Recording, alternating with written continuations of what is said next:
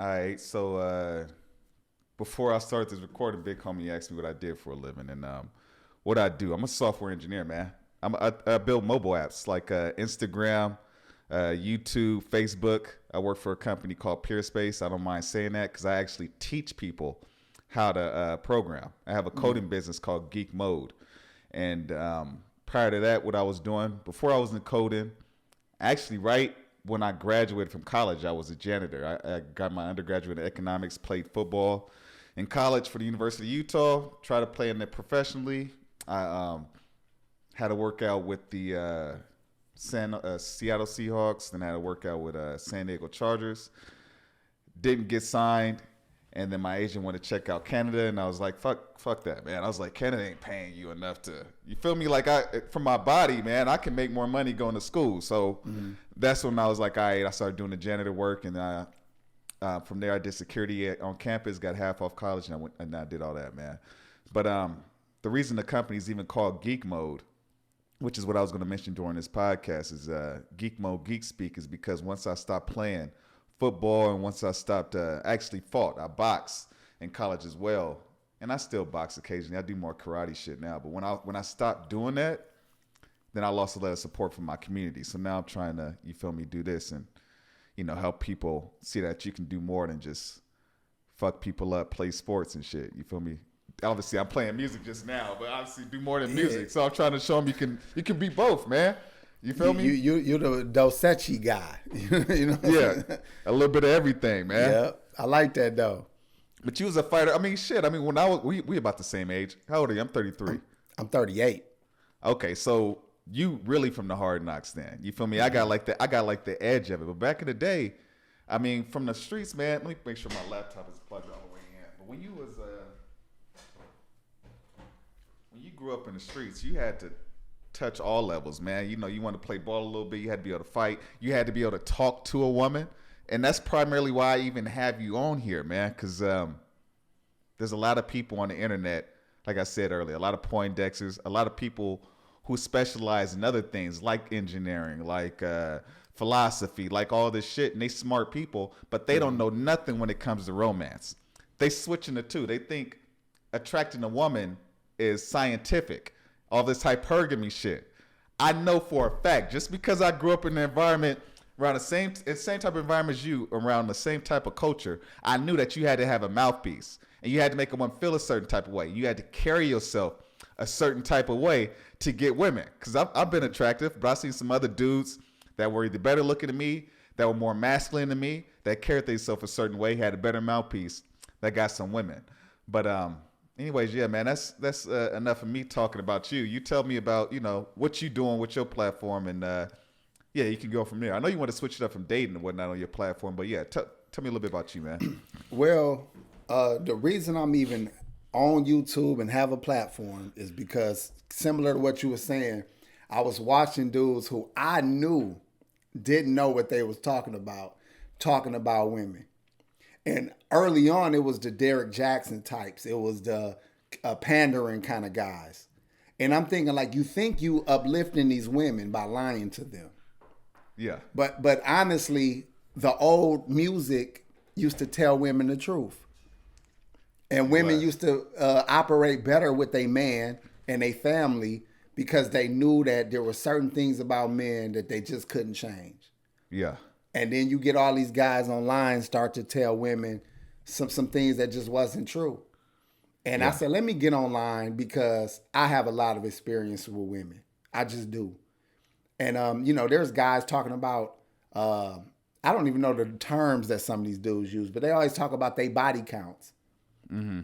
I've been a player for a long time, and I ain't had no 1,000 women like these lames be talking about, 500 women. I don't care. And then they say they pump and dumping them. I said, you can't pump and dump 500 women. Yeah. You can't buy 500 women. You don't have the time or the energy or the money to have 500 women. Why would you want to deal with that many women? You feel me? Let's just stop lying, though. You not, and you can't. Yeah. But realistically, even a ladies' man might interact with a handful of women a year, 10 women a year. And some of those women are going to stick around. Mm-hmm. I will hope. If you're doing anything right, somebody will be around. So you can't accumulate 500. So I just got tired of the hearing lies, so I jumped online. And I initially had no idea or desire to be a big YouTuber. I just felt like it was another way for me to talk my shit, see what happens. You know, I do other things outside of YouTube, so it wasn't a financial source of income, at least in my mind. Yeah. And it just started growing. And I was hardly posting. If you look at my posts now, I've been on YouTube since I think, And I got less posts than people that have been on for a year. Yeah. Because it ain't about how much I'm saying, it's what I'm saying. So I've been growing slowly and steadily, but I think I'm going to take it a little more serious for the next couple of years. Yeah, I think people on YouTube need a voice like yours. That's why that's why I have you on here. You mentioned a few different things. I like what you said about back in the day, they used to keep it real. And it made me think for a second, because I was thinking about some oldies, and I think the cleanup woman, you making it easy for the cleanup woman. I forgot who, Betty Wright. I think she sung that song. I feel like it was Betty Wright. No pain, no gain. No pain, no gain. My favorite is After the Pain. After the Pain. Because there's I forgot all about that one. There's a moment in there where she starts talking, and she say how she's at the party, the get together with her friends and family, and her man had just messed up. Mm-hmm. And she said how the women used to gather around the woman and uplift her and say, "Don't blame Mr. Charlie. Mr. Charlie is just a man, and he's doing the best that he can." Mr. Charlie is just a man, and he's doing the best he can. I remember that vaguely. But do you remember the idea of that is, don't forget that Mr. Charlie go to work every day. Mm-hmm. Don't forget that Mr. Charlie, if you need him, he's there. And if you worry about Sandra down the road, you going to lose Mr. Charlie and everything else you and Mr. Charlie built. Nowadays, men are telling you don't have to take that from these men. Men need to stand up and grow up and become their children to be men. Yeah. I'm a child because I like pussy. Yeah. I'm immature because I like pussy. Yeah. Or are you immature because you're so emotional that you cannot logically think your way through a relationship, but it's a man's problem. Yeah. We'll talk about that. I think, honestly, man, I think you go through phases in your life. Because I remember, like, right when I graduated high school, my first thing, I was like, hey, don't get nobody pregnant, don't have no babies. But I did have friends that wanted to have a girlfriend. I never wanted to have a girlfriend until I got to my late 20s, early 30s. And honestly, just keeping it 100, I still kind of like, is this right for me? You feel me? I just know that, the reason I say you go through phases because I know that if you're dealing with a lot of women, sometimes it gets old. And honestly, you can get kind of like, I don't know. I feel like you can get a little toxic yourself. Because I remember I would discard women and I would honestly be happy by myself. Mm-hmm. If you did anything I didn't like, I would get rid of you. But even in doing that, there were women that stuck with me over the years that I could talk to, that I vibe with, and looking back, and I was like, damn, they was cool. I could have handled that situation better. You feel me? So, I mean, in phase, I mean, what is the right way? You feel me? Like, is the player way the right way, or is it just, when is it a good time to settle down? Because based off what you're saying, you always gonna have that itch to like get at another woman. And maybe you had a wisdom not to do it, but you're gonna have the itch. Yeah. I say life is a balance in that, period.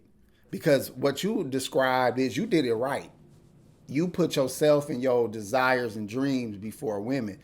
There's other men who put women as top priority.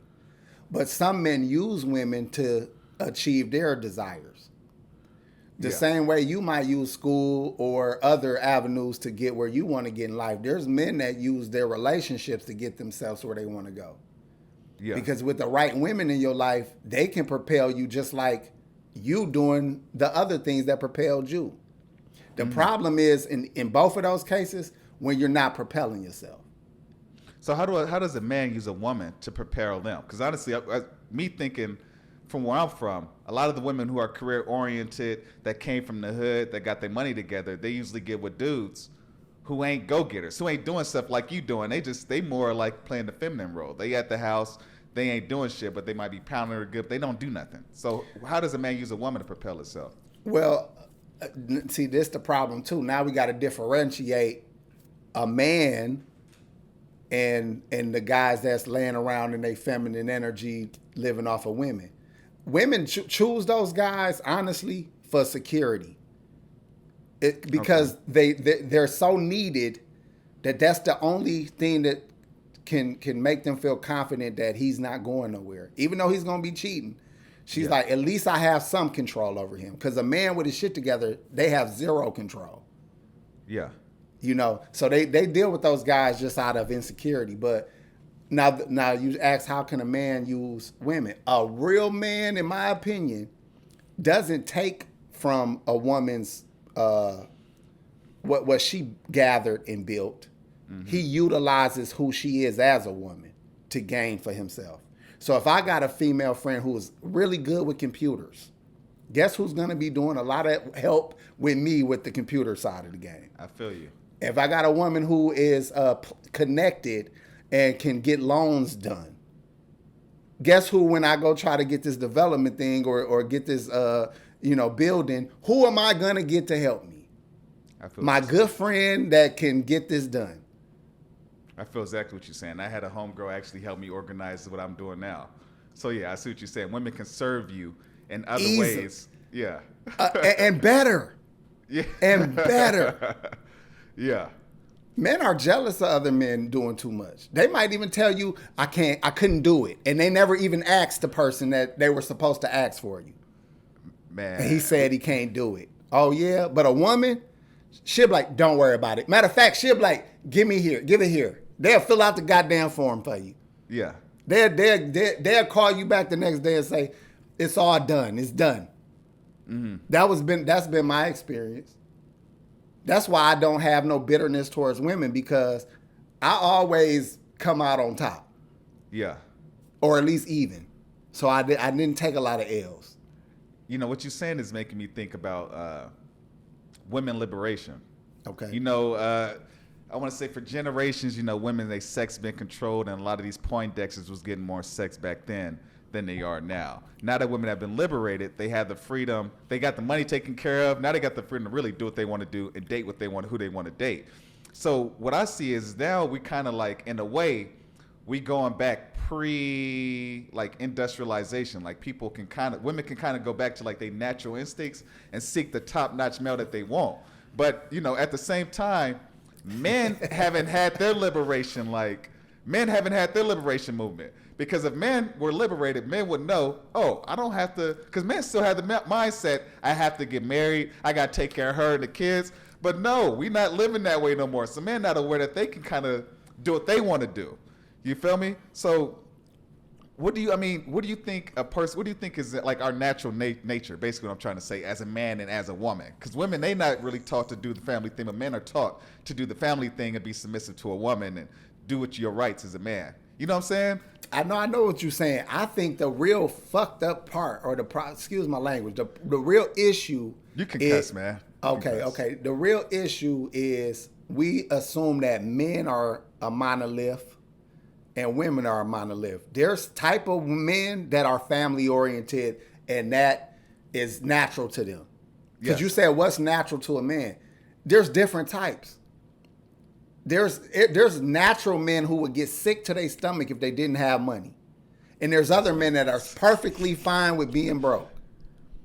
Yeah. So you got to say that there's people, that's the problem. You got people who aren't built for relationships trying to fit in one. Yes. And you got people who need to be family men trying to be players. You get what I'm saying? So you got to know. That's why the dopest thing anybody ever said, or the movement of knowing thyself, or the Nation of Islam was big on that. You got to know who you are as a man for anything to work out for you, because you're going to go down directions that you didn't really want to. Once you get there, you say, I don't even want to be here. Well, you should have thought about where you wanted to go before you started on your journey. Go ahead, bro. Yeah. Well, a lot of young men, man, they think they're doing something wrong.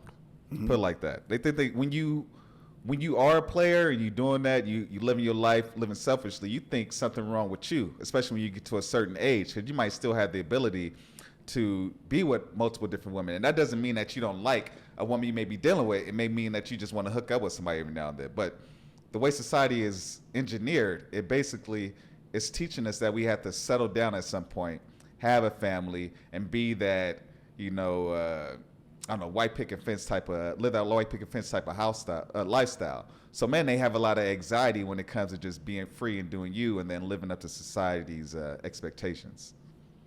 I'm agreeing with that, but that's the point.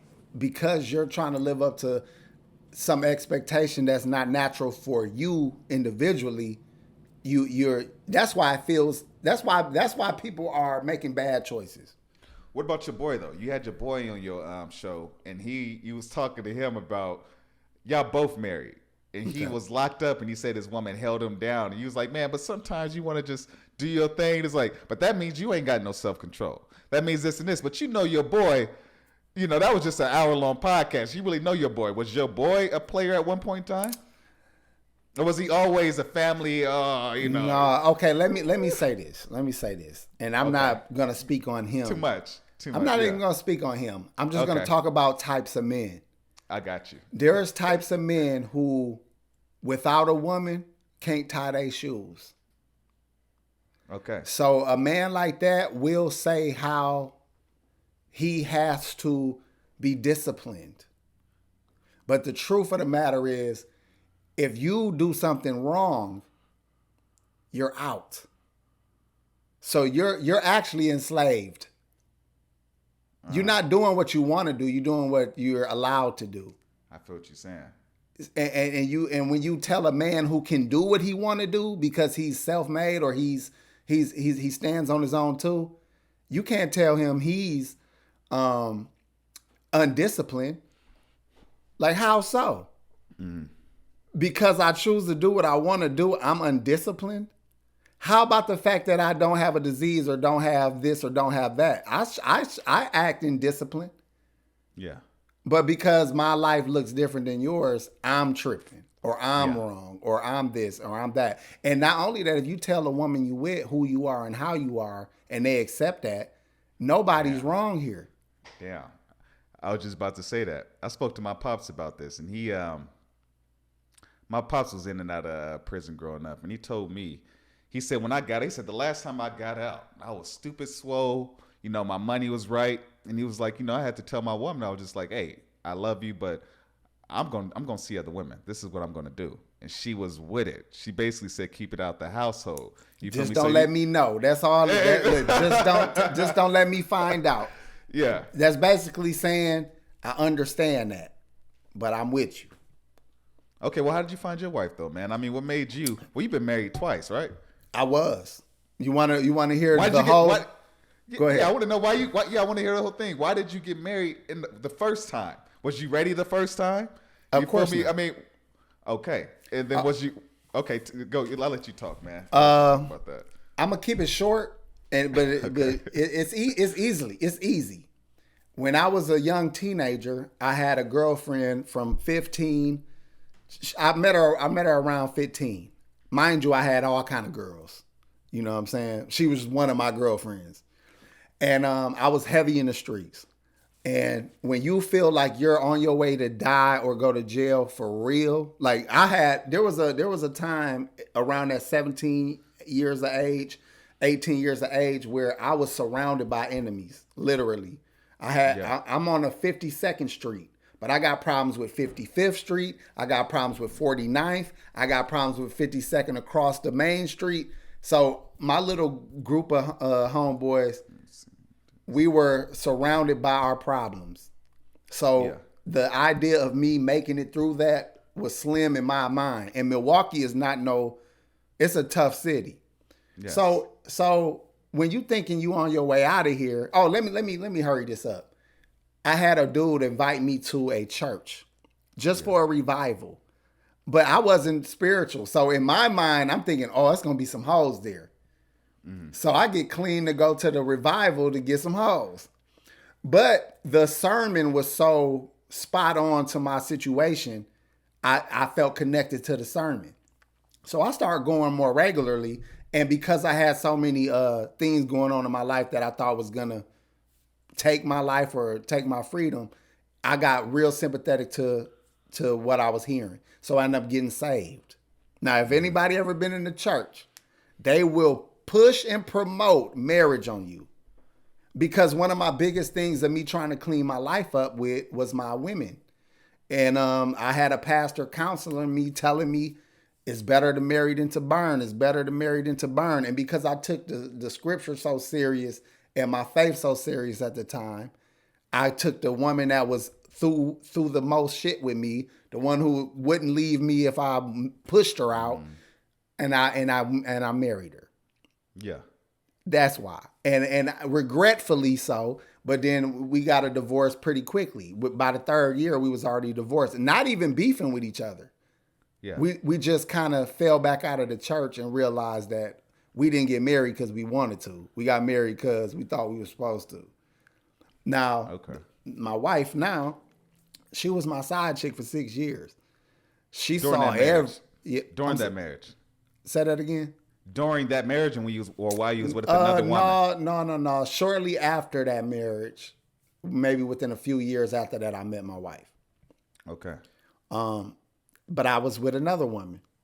You know, I never not had a main woman because I would have so many women that when one woman was out, someone filled the spot of I feel you. My go-to. I guess whatever you want to call it. I know what it is. But I never not had a handful back then. So then my main one, my main side chick was my wife. But the dilemma with her is she had kids and I had kids. I got 3 baby mamas.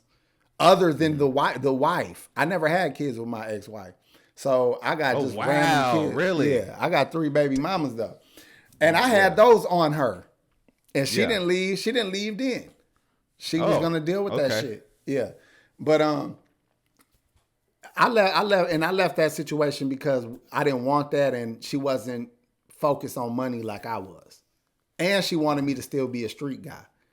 And when I'm trying to get away from that, and your energy is, well, I like that about you, well, then we're not gonna work because I don't want to go to jail or die. So, you know what I mean? That was kind of the real thing that split that situation. But as I met my wife, she just was I'm talking about, you might have met a woman like this, where from day one, they in mode trying to get you. They is going out their way.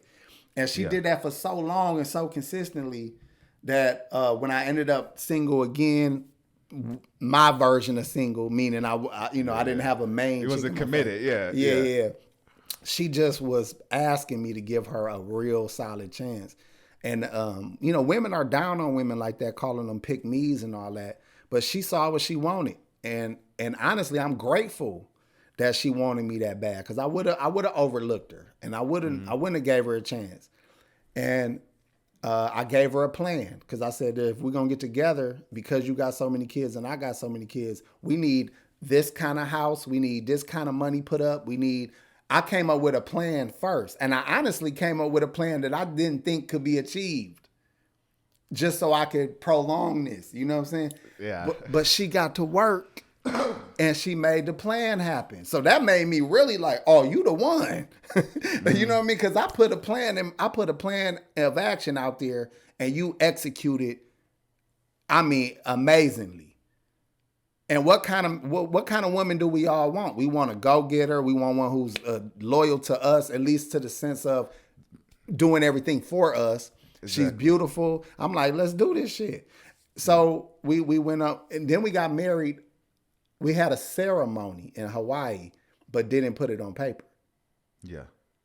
So, and I tell people to do this. Because when you're with a woman, a lot of women just want to have a wedding. Women that never been married before, they want a wedding. Mm-hmm. And if you give them that wedding, they'll know in a year or two whether they really wanted a marriage or did they just want to be a bride. Mm-hmm. And after a few years, I seen that she want to be an old lady with me. She want to be cooking for me when I'm old and dick don't work. So I was like, all right, we can go ahead and go to the next step. Because as you know, when you're dealing with a business or insurance and life insurance and all that, it's so much easier when you have a beneficiary on paper that is your spouse. You kind of need it. I ain't gonna lie. That's why so many wealthy people end up getting married. I don't think they pick the right type of women, but we'll talk about that. But I don't want to keep going on and on. Go ahead. So wait, man, you said you wasn't ready though after your first marriage. I mean, in your first marriage, you was not ready. What was going on inside of you that made you not ready for this marriage, as opposed to what's going on inside of you now? Go ahead. A 20-year-old man ain't ready for shit. What is you ready for at 20? Now hindsight is 2020. What are you ready for at 20? Shit, you ain't ready for nothing but fighting. That's all I can think about. I was playing ball when I was 20. So and you ain't ready for 20, that. You not ready for nothing at 20. Matter of fact, you not even at your prime at 20. Yeah, you ain't in your prime till you get 30. We'll at least start getting there. It's like, man, you ain't ready for nothing. So what made you ready now? What make you ready now? I mean, you obviously you're more wiser. But you still have those same impulses. I can tell by what you say in your shows. You got the impulse to see other women. What makes you ready now for a relationship? Ready. Okay. Not ready. Not gonna be ready either. See. Okay. But I'm honest about it. Because you know what I am ready for is I actually do got the same dream in mind of being old with my beautiful wife cooking in the kitchen. Got the house smelling good. Like my wife this morning, she got up at 6. She cleaned both bathrooms. She was vacuuming when we started speaking earlier. The loads of clothes just got done. And she still, like, I can't explain this to you, bro. A wife does this stuff because she enjoys it. Yeah. A wife enjoys being domesticated. A wife enjoys pleasing her husband. Mm-hmm. People are marrying women that have no desire to do any of those things. And when you find a woman that desires to be a wife, it's in your best interest to lock it down. You know what I'm saying? And guess what? She could move on, and I utilized our relationship good enough to where I walk away with more than I started with. You feel like you got a home with this woman based off what you're telling me. She do all these different things that make you feel comfortable in your space. Like this is home. You feel, I don't know. It's like you feel some kind of vibe when you in your home. Man, listen, you know, women say it this way. Y'all want to marry somebody like your mama. Yes, bitch. That's exactly what we want. We want like our grandma. That's exactly what we want. And what's wrong with that? That's the only women we ever respected. So yeah, grandma that's what we want. Grandma know how to keep a man. Grandma know how to keep a man. And I got a grandma with a fat ass. Yeah. I do, you know what I'm saying? Yeah, I want that. But the thing is, I am getting to the point now where I realize like it's just easier to just focus on my house. But I also, again, go back to the point that I got 3 kids. I got 4 kids of my own by 3 women. So I am not speaking from a single man point of view or a man with no responsibilities. Yeah. AP with no kids would not be married. I would have different needs and desires. I feel you. I need a wife. Yeah. I was just about to ask you that. Why and did I you need get the married? best Why kind. I was going to say, why should a man get married? Again, there's different types of people. There's some men that would never need it, and he shouldn't try to force himself to do it. I am a needy person. Well, let's just say this, man. Obviously you said some men are born players and some men ain't. They domesticated or whatnot. But even with that being said, say we had a society where people was free to do what they want to do and be who they want to be. Why would a man that's a player choose a main piece over all those other pieces? Why would you eventually settle with that woman in your old age? Like, what is the qualities? You feel me? Like, what would make you do that? Pimps do it. But let's clarify player first. I feel you. Because I'm a little older than you, and this word has gotten hijacked.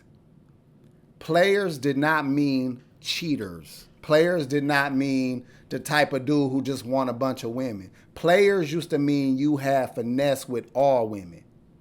You made your girl grandma smile, her mama smile, and her smile. Mm-hmm. You have a natural, way about you that melts women. You a ladies' man. You a player. You are respectable too. You not an asshole. You bring out good energy in women and men too. That's it. It was a thing to be a player type of dude. You wanted to be smooth. You wanted to carry yourself a certain way. Somehow we have made it where men that get pussy are players. People buy pussy. Are they players? People fuck dope fiends. Are they players? Hell no. So it ain't about just women makes you a player. It's a type of guy. So let's start there. Now, why would a player get married? You always marry when you're a player. Let me explain. You always got women that are looking to you for love and affection. It's something about you. They want your love. They want your hugs. They want your kisses. You end up with 5, 10 wives. Now, we didn't never call it that because society didn't allow it to be that way. Some men can carry on with 10 women and they all be happy. And some men can carry on with one barely. So some men can still be players and married. And that's what I want to say. Someone say, how you a player and you married? Ask my wife if I'm a player. Matter of fact, ask, you know what I'm saying? No, I got what you said. I'm going to respond after you're done. I feel exactly what you said. We can stop here and what I was going to say, get back to it. What you saying, I've never heard it like that. But what you say, I know it's true. Because I consider myself a charismatic person. I like to talk. I can chop it up with anybody. But in doing so, I've met women along the way, even at the grocery store I go to all the time. They ask me, are you a player? You're a player. And it's exactly because of what you said. You make women feel a certain type of way. They feel comfortable around you. They like talking to you. When they see you, they smile. Hey, how you doing? Has nothing to do with sex. Has to do with your attitude. So yeah, that was good shit, man. Man, you could see me in a bingo hall and them old ladies like, ooh, because they know it's something about your energy. So it got, the word got hijacked and it got misunderstood. But again, why would a man want a wife? Certain men do not need one and shouldn't try to have one. Okay. I like having a woman.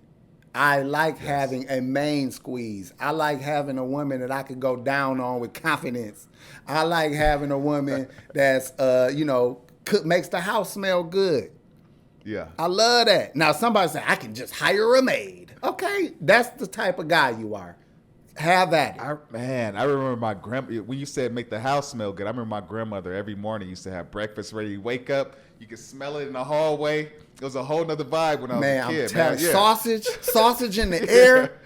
Man, that's what I'm telling you. I'm baking. Like, listen, I'm just saying. And then you go to the bathroom and it smells like all of the chemicals. I'm sorry, people have no idea what a wife is. Now, what it is they getting women who aren't those kind of women. Don't get that. Don't marry that. She's not a wife. Mm-hmm. A wife got to be that already. And I'm going to throw this up and see what you say about this. I think Cardi B is a wife. You think Cardi? Oh shit! Well, man, I don't know too much about Cardi B. I just know she be popping. I know she be popping ass. I know she talking about wet ass pussy. Yep. Based off of what she's saying. What I don't like somebody that's not private. Because I'm a private person. I grew up private. Then people told me I need to smile more. I need to do all this. But honestly, I learned, man, it's better to be low key. I agree. You feel me? So I would prefer, regardless if I'm with a woman that's like that, I like to keep her stuff private. I don't like everybody know what I'm doing. So but I saw her clean the house that one time. I think about it. I saw her clean the house with a little, thing on her head. It's not even just that, but that adds to my point. But why I say that is because she's younger than both of us. Mm-hmm. So to expect their generation to be anything like your mama or grandma, that's a wrap to think that way. But for a guy like Offset, that is what you can expect of a woman these days. But just because she talks that shit in her profession, hold on, let me give you my little bullshit analogy, and I could be wrong, but this is how I see it and why I say that statement. She was young and dumb, just like we all were.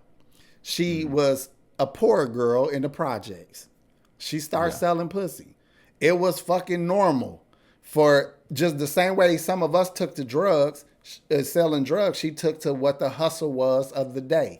They popularized it. A lot of impressionable kids and girls wanted to strip and get into that world. That don't mean they didn't want a good man. That didn't mean they didn't want to get off the pole. She wanted to do something else. And because she had such a hustle and drive, she figured out how to do something else. But now she's rapping about where she came from. How many rappers didn't get out of the streets and kept rapping about the streets? She ain't doing shit different than a man do. You ain't shot no gun. You ain't sold no drugs, but 30 years later, you still talk about coke prices.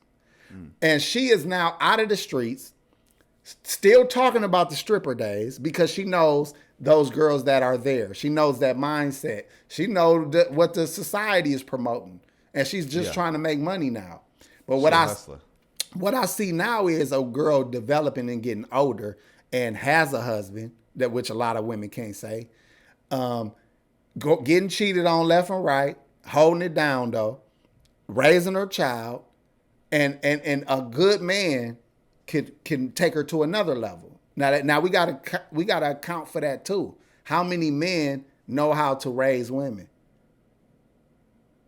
It's zero. It's a very small percentage of men know how to approach a relationship as a man. They ain't even nothing for a woman to follow. You feel me? They ain't provided nothing. So I feel exactly what you said. It's on us too. And let me give you the game that makes some men players or pimps or, ladies men and make everybody else lame in our mindset. Because when I see women like that, I say, I can do something with her. I can get something done. Yeah. When a square see her, look at her. She's a whore. You listen, all you doing is telling me what you can't do. By you shitting on these women, you telling me who you're not, Mr. Alpha Man. Yeah. Alpha men don't say alpha. Alpha men don't look at women in fear of what they could and can't do.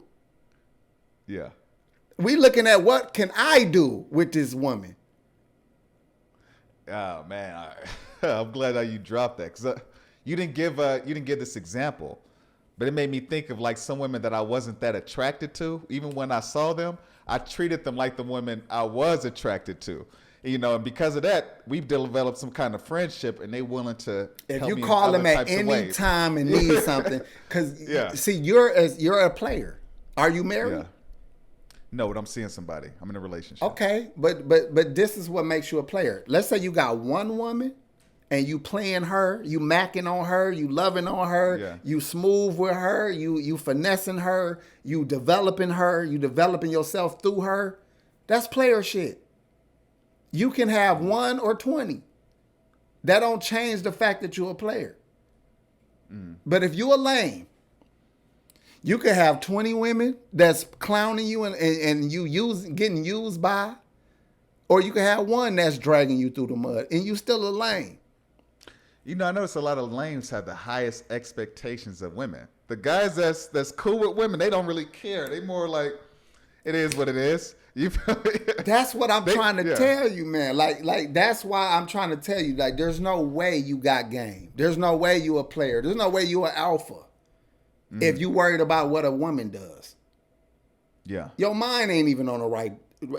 Donald Trump don't give a fuck about nobody. You got to be Donald Trump when it comes to female. He only see what he gonna do. He don't see nothing about what somebody else gonna do.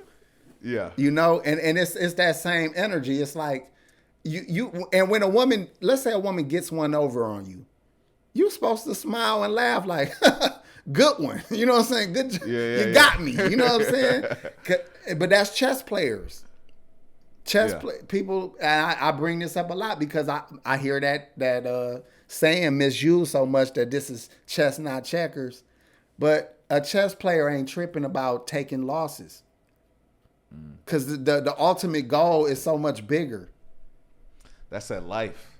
If you it's man, what you just said, I can relate to a bunch of different things. I come to business, it apply to fighting, it apply to anything that you want out of life. If you ain't willing to take the loss, you ain't gonna ever be a champion. You feel me? That's just part of the game. Think about fighting. You know, I used to fight too, right? I saw the highlights you put on there, the cage fight. Yeah, I got more. They just on different mediums and stuff, and I can't always transfer it over. Yeah. But when you ever be in a fight and you you fake hurt a little bit. You fake like he got you a little bit because you gonna throw his timing off so you can catch him.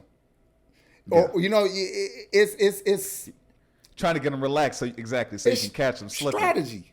It's just life is you got to strategize through life. You can appear weak when you strong, and appear strong when you weak. You know, and that just is normal. But insecure people have to try to project things that ain't factual. You know what I'm saying? Like some people are doing it because they can't control their emotion. But again, if you that guy that you saying you are, you're doing it intentionally. If you see me weak, I'm probably strong as hell. If I'm appearing broke, I'm probably investing some real major things right now. So it's just whatever, you know. It's crazy people size you. I literally just had a guy at the gym come up to me 2 days ago, and then he got comfortable because I noticed he'd been looking at me kind of weird the last few times I saw him, and he got comfortable this last time because he was using the same thing that I wanted to use, so we shared it. And he got comfortable, and he's like, "Hey, man, I was talking to somebody that we mutually know," and he was like, "Yeah, that dude D Brown, he'll fight you." And he's like, he don't look like he will fight you. He's like, nah, he will fight you. But you're right. If I look weak, if I appear weak, I'm strong. I'm really just relaxed. That's really what it is. I'm relaxed. I'm happy with myself. I'm good. You feel me? And all right. So why does a man based off? Oh my bad. You go. I was going to say based off of what you just said, all that stuff you said. Why does a man need to be disciplined in a marriage? You know, you feel me? If you honest, you saying all this stuff. What does the discipline come from? What is that reason? Honesty is discipline. I think discipline is important for anything. But you have to the honesty go hand in hand because if I set up a plan with my wife, I have to stick to my the things that I said that I would be doing in this plan. The discipline is me sticking to those things. And if she sticks to the things that were designated for her, we're both being disciplined. We're both moving in that same way. People are calling the desires of our physical flesh the lack of discipline. Stop jagging off then. You know what I'm saying? But the bigger picture is showing discipline to me. So let me try to think of an analogy that explains what I'm trying to say. You played football. Yeah. If you have a winning team and you have a laxed coach where as long as y'all performing on the field, he allows y'all to cut up in the locker room. He allows y'all to cut up a little bit in y'all personal life. As long as on game day, y'all all perform. I think that's real discipline. When people are performing well, you don't worry about the little shit. And the little shit might be who on their phone, who on their social media, who they might be thinking about in their mind. Is they playing hard on game day? That's all I give a fuck about. And I think that disciplined men in a relationship, they care about that, the game, winning the game. Same thing with the women. So basically, you got to find somebody who you trust and who's accountable to take care of their part. But you can't try to control that person. I think that's why a lot of problems are occurring because people want to control people. You want to control your woman's pussy like we've done for generations. Mm-hmm. Or you want to control your man's sex or anything. I know women that want to control everything. I have to see your phone. My told me her friend The guy she with has to show her his phone whenever she wants it. You feel me? But that I couldn't be in a relationship That's like ridiculous. that. Yeah. And think about this, right? Let's say you're the coach of a team, and you find out after 10 championships that your star player, the one that you invested the most energy in, did some fugazi stuff at some point, but it didn't take away your championships, but it did make you have to part ways with that player. That's like your woman. So let's say you got a woman who, because of, y'all interaction, y'all been winning championships, but then later down the road, you have to part. Some men that say, look at dude getting a divorce. That's why you should have never got married. And other men that say, nigga, I got 10 championships. So what, I'm divorced? I got 10 championships, fool. It was a win-win. That's how, That's my point. That's my point.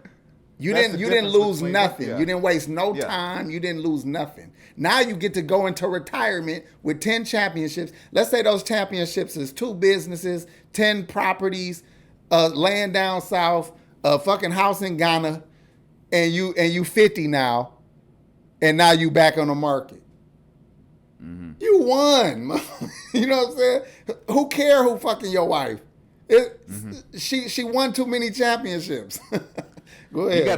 You gotta have a winning mentality, man. That's just how you made though. You was a fighter. You feel me? To even get in that ring and to go through all the challenges to even feel comfortable in the ring, you have to have a certain mindset. I just schooled my boy on something because I guess he is into philosophy and all this shit, right? Yeah. And his roommate that he lived with is just into making money and fucking bitches. And dude is young. He like 22. You feel me? He doing what he should be doing. Go ahead. And that's what I told him. I said, look, man, what they talking about is what you should be talking about. Because you thinking that you got to be this superhero to women, and you going to get in your 30s, and your mindset's not going to be focused on the right things. You never learned the skills that you're supposed to learn along the way to keep a woman. I said, your boy, I was like, the people you have relationships with, all your friendships with what you were growing up with, those dudes, they were mentors. You don't see them as mentors, but these were people that you admired. You feel me? So I said, the biggest mistake you can make in life is having a win-loss mentality. My thinking is better than their thinking. Because I promise you, somebody has some wisdom that you can get from them within those moments and help you be successful in other areas of your life. But you got to be a certain type of man. I think you have to be born that way, man. You have to be born with a winning mentality, regardless of where you at. If you start off at the bottom or you start off at the top, you got to see yourself. You got to have that winning mindset. I think desperation can change your mindset too sometimes, because people get hit rock bottom and they have the revelation at some point that changes their mindset.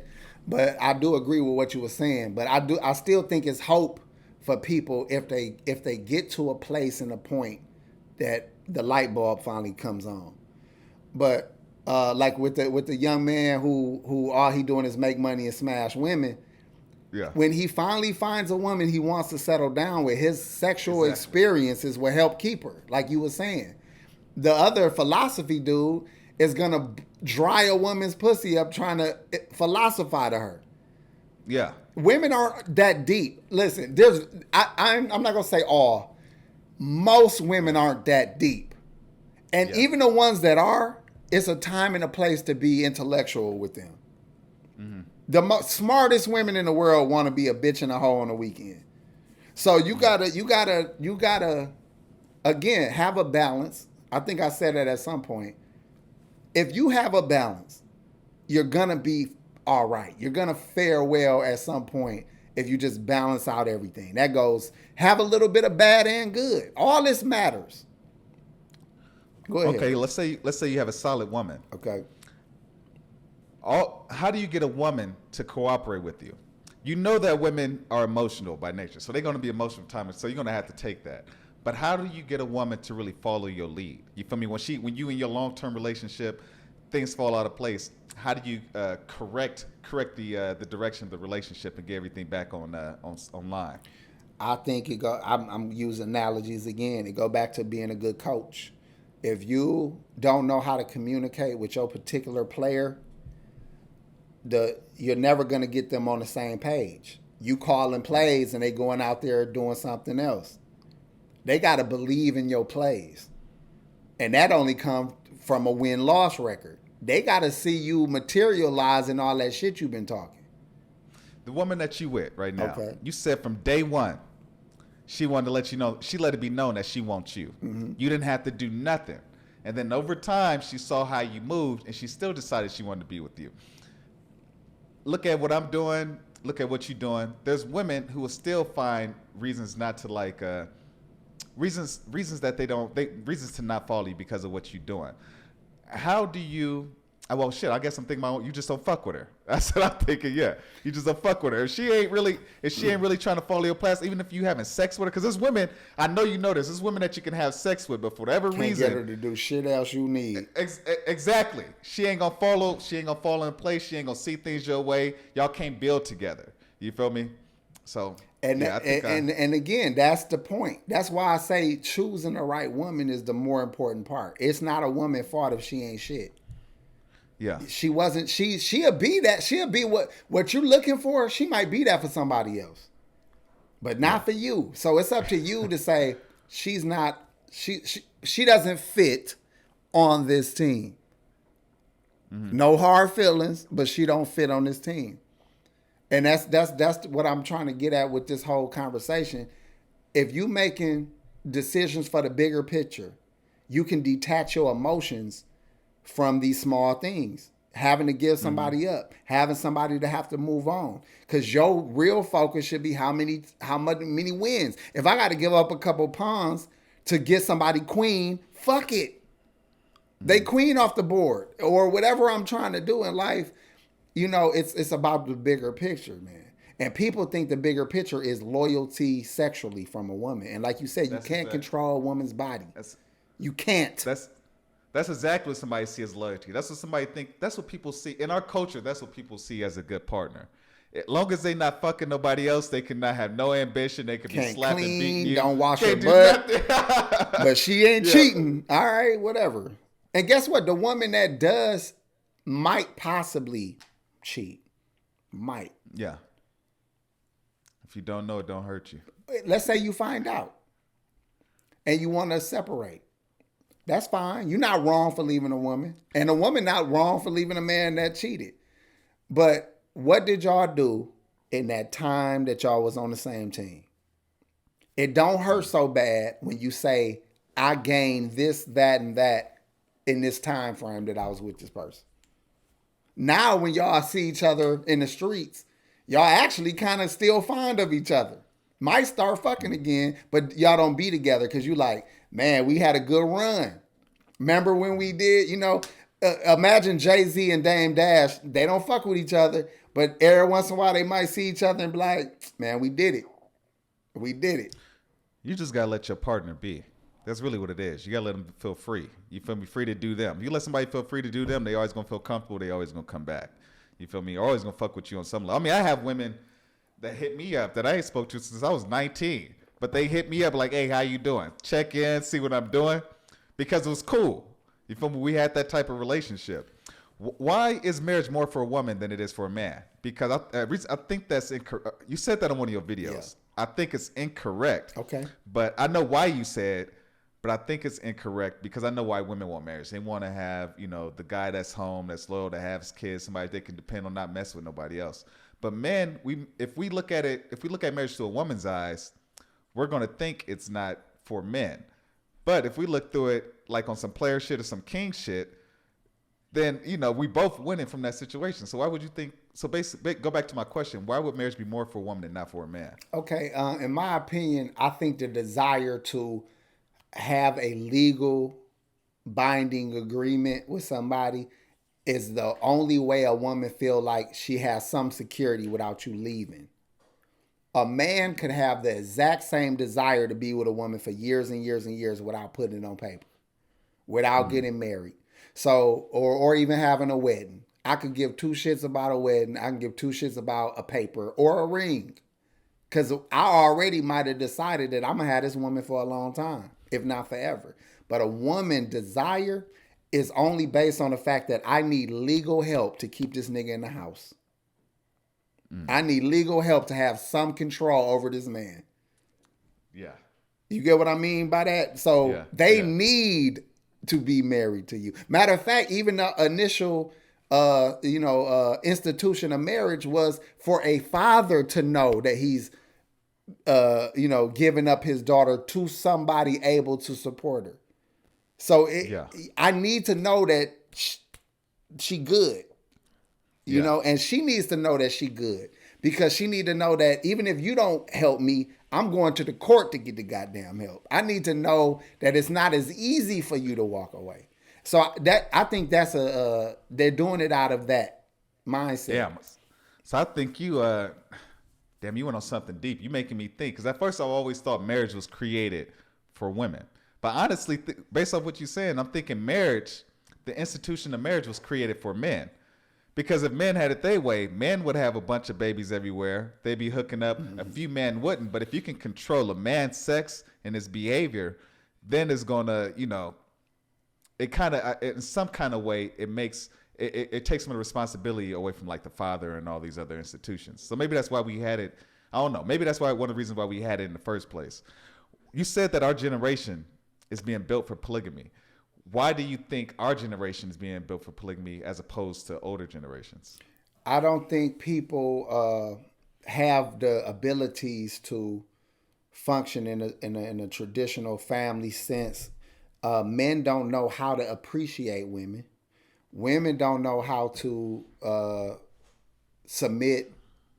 It's just things that's required for an old-fashioned household to be ran. How does a man appreciate a woman? Because I don't hear that too much on the internet. I hear women ain't shit. You need to get your money and then get your numbers, get your counts up. That's all they talk about. But they don't talk about how you should carry yourself in a relationship with a woman. So how do you appreciate one? You show gratitude. If you're a manager and you don't appreciate the fact that you got a hardworking crew under you, and they never seem to feel like they're appreciated, you're at risk of losing these people. And it's the same thing with a woman. You got to let her know that you are seeing her efforts and you appreciate her efforts. That's just wisdom. It ain't got nothing to do with kissing a woman ass. As a good leader and manager, you have to make sure that your crew feels like they're appreciated so they can work their hardest, so they can give you their best efforts. Sometimes you can subliminally change a woman's mind. I shouldn't say it that way. Let's say you want your woman to be loyal and be faithful. It would be in your best interest to say shit like, I'm so lucky to have such a loyal woman. I'm glad I got a woman that I don't got to worry about being, promiscuous. You might not believe that shit, but it's in your better interest to say those kind of things. Because that might even charge her to say, I like that he thinks that about me, and I'm going to try to uphold that. As opposed to you questioning her all the time. Because now she like, well, shit, if I'm in trouble, let me suck some dick out here then. You know what I'm saying? So good management, good leadership is showing appreciation to those people that are helping you win. I think that's most important. But the question about polygamy is they're telling women that they don't need to do shit to get whatever, and they deserve whatever. Y'all not built to be a wife. Y'all built to be concubines. And really, polygamy is really just, it's really just about sex. It ain't got nothing to do about having families and building wealth and all the bullshit that they try to sell. No, it's about having more pussy in the house. And guess what? Good luck with that. Pimps will tell you in a minute, having the hoes in the same house is the worst shit you can do. If you got a whole stable of women, they should live in separate homes. That's how real pimp is supposed to be. You're supposed to have women set up in different homes, driving good, dressing good, all of that.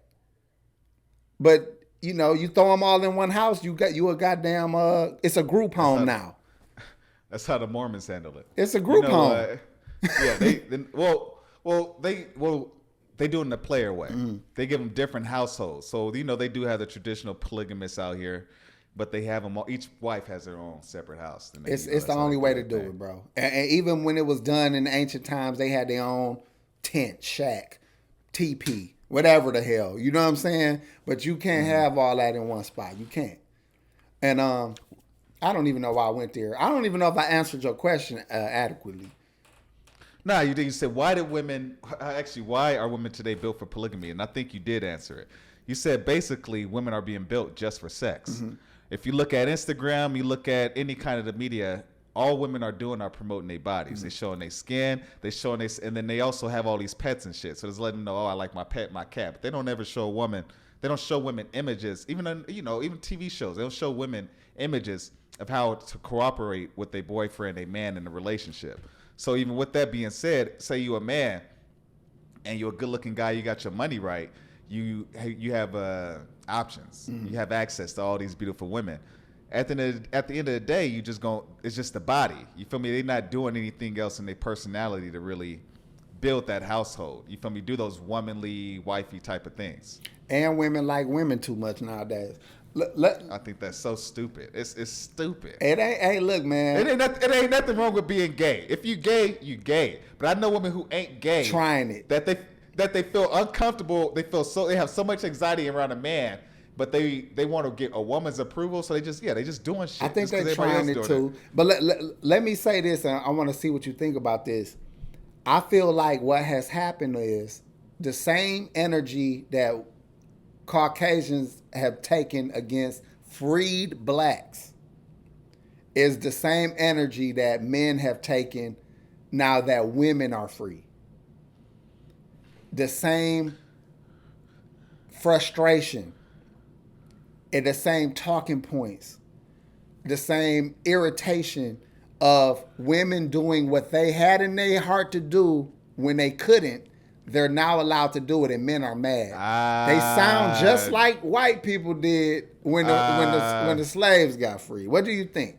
Damn, you went there, man. At first, I wasn't sure what you were saying, but I feel exactly what you're saying. Once black people were free, black people started to organize. They started to build their own communities. We actually had our Negro leagues. We had our own sports leagues. We had our own businesses. And the need of the white man was going away. It was going away. Jealousy. So, well, shit, I'll just get into it. And the control. You can't Exactly. And that's why they convinced us to leave our neighborhoods, leave our schools, and invest our attention into their shit. And then that's how we started getting these ghettos where we at right now. You feel me? So I feel exactly, and now relating that to women. Now that men, well, honestly, it's been white men that have been suppressing women the way they have. It hasn't been us. We just stepped into this culture. You feel me? But now that women have been freed from, basically, those chains are broken. They had the freedom to roam and do what they want to do. Yeah, men are mad. Men can't control women.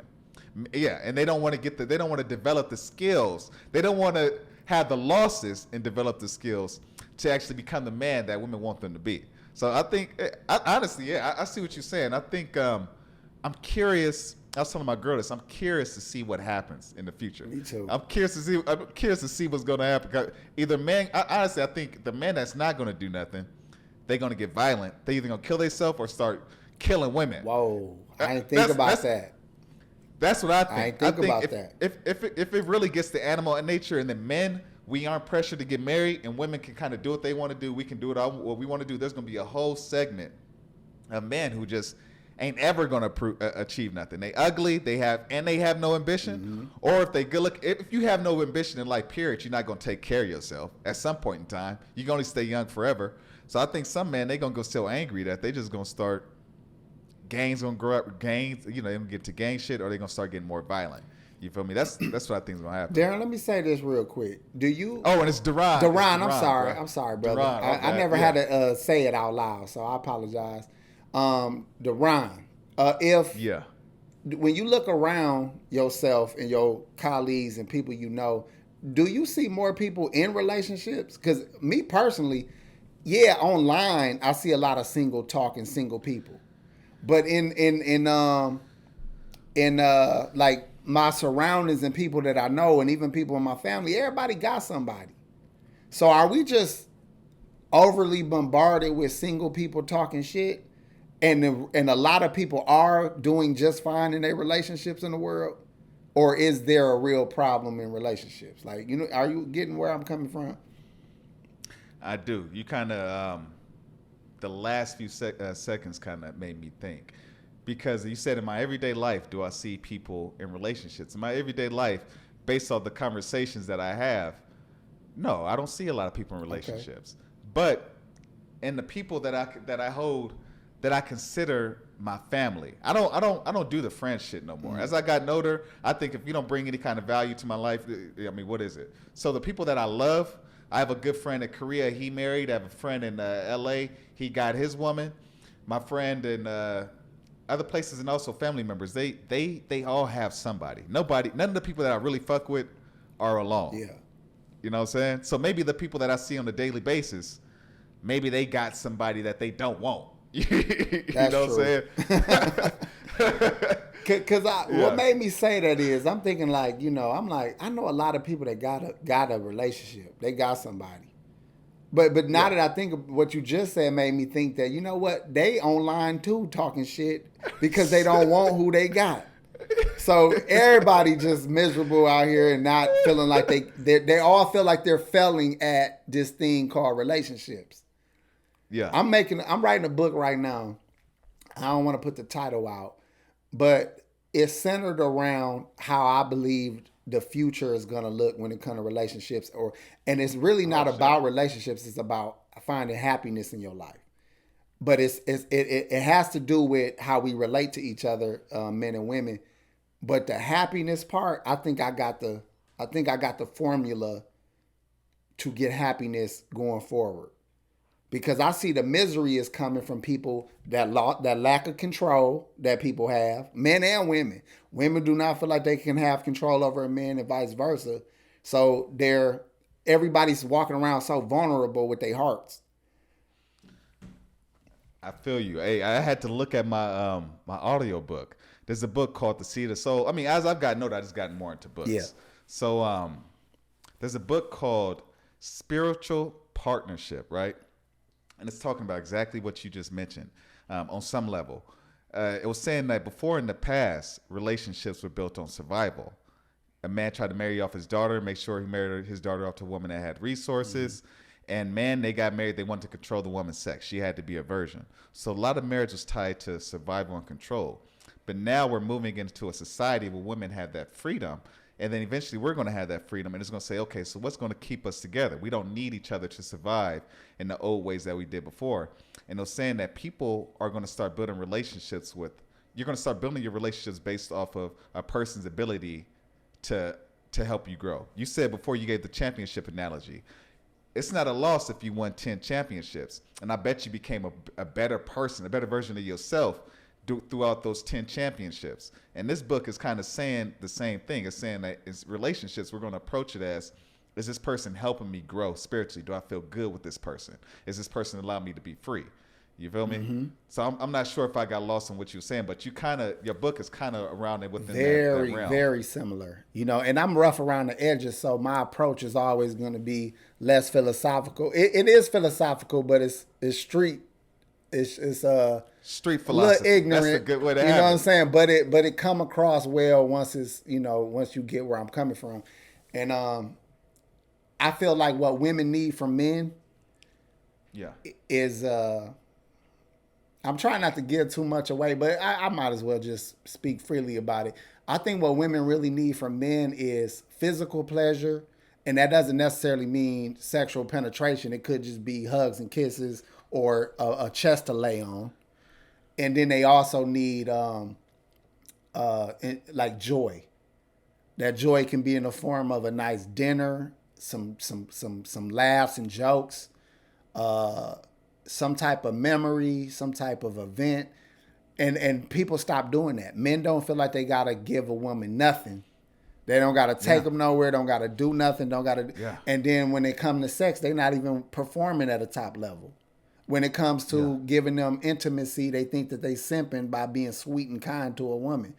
And men need the same thing, believe it or not. We need all it. We need the affection. We need a pat on our back. Say that again. A pat on our back. Yeah, good. Better way. Yeah, we need our ego stroke. Women used to know that. That's why I'm saying grandma got grandpa to do something. I got this from Sinbad. He was in one of his specials. He said his grandma used to go like geek her grandpa up, like, "Ooh, look at my man out there painting the house. I'm about to go make you some lemonade, my big strong man." And she said, her husband out there hammering away, and because she knew how to stroke his ego and finesse him and make him feel like Big Daddy. And we forgot how to encourage each other. You're not simping to encourage women that's in your life. And you not a pick me or a bad woman for wanting your man to feel strong. I forgot, man. There was a name. There was a dude back in the day. It wasn't a Don Juan, but it was a guy that used to finesse married women and just women in general. But he used to do a lot of what you were saying. He was like doing the Romeo type of stuff. We forgot that we forgot that relationships in the art. Basically, I mentioned that to you. Relationships is in the art. It's a romance. It's not about numbers and shit. You have to make a woman feel a kind of way. You have to talk to her a certain kind of way. You have to touch her a certain kind of way. You have to like that song Cyndi Lauper, Girls Just Want to Have Fun. You have to be somebody where a woman thinks about, she thinks enjoyment. You feel me? It's not about, oh, he got that nice car, you got that money. Most people are broke. Most of these women don't have the options you like in your head. Women don't have that many options that you think. You feel me? Most men ain't got it like that. So yeah, you just gotta make women feel a certain type of way, man. Did you do you know who Kenny Red is? No. He's a pimp. You know who Bishop Don Juan is? I got the book. I bought his book. Yeah. Okay. Pimpin' Ken. You ever heard of him? He has a nice book that you might want too. I think it's the 40 Laws of Power or the 49. I forgot how many numbers he put it on there. And it's called Pimp. But let me just say why I brought them up. Men revere pimps as being like the echelon of control over women, and they got it right. You know, you get even corny dudes want to speak highly of pimping.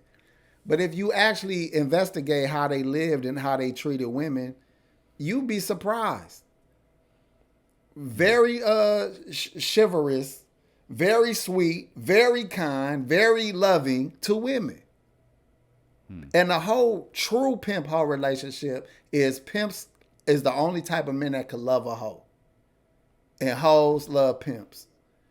Because hoes don't respect an average guy because they're tricks to them. And they're married men and they're cheating and they're having unprotected sex with streetwalkers. So they don't respect them kind of men. And so they only love pimps. Pimps only love hoes because hoes are in their world the only women that are submissive truly to a man. Now, and then one thing that they have to sacrifice is the vagina. Both of them got to realize that the only sacrifice here is the vagina. But why I brought up the way they treat their women is because you can do that in your house. You're supposed to be the biggest pimp in your house. The way you talk to your wife should sound like some pimp shit. And I don't mean cussing and fussing and slapping and all that kind of stuff. I mean, she should be ready to go out there and work for daddy. And she might not work. You might gotta set up where you make all the money and she stays at home, but she should be hitting you up throughout the day like, baby, I want to order this new coffee machine. Can I? Not just coming home to 5 new packages. You know what I'm saying? I'm just saying. Yeah. They not getting this control over these women by being assholes. Yeah. It's okay to be cool, man. It's okay to be nice. Yeah. I don't know why I felt the need to say that, but I feel like I'm talking against so many other little things that I hear online. Yeah, because you hear that women like jerks. They're like assholes. So you have to be an asshole to get the girls. Women like a challenge, but I think women want a challenge. Doesn't make you an asshole. First off, yeah, that doesn't. You can be all those things that you just said, and also be a challenge. See what they saying it wrong by saying they like assholes. They like men who don't need them. Y'all needy. Y'all too fucking needy. Y'all need, first of all, the fact that you is worried about her pussy shows how weak you are to a woman. Cause she's thinking like, damn, you already think I'm gonna cheat? How lame are you? How lame are you to think that I'm already gonna do something? You supposed to have the kind of confidence like, you would be a fool to cheat on me, lady. I'm the shit. Yeah. You know what I mean? That don't mean it ain't gonna happen. That means that's the level of energy that women like. And that's the level of energy that make women want to prove to you that they're not gonna do something. Yeah. If you be like to this day, my wife be like, you would never trust nobody. I say, I trust you. I trust you to be a fucking woman and capable of anything. And I'm not mad at you for that. Just keep doing what we got on this plan. Let's keep getting this plan together.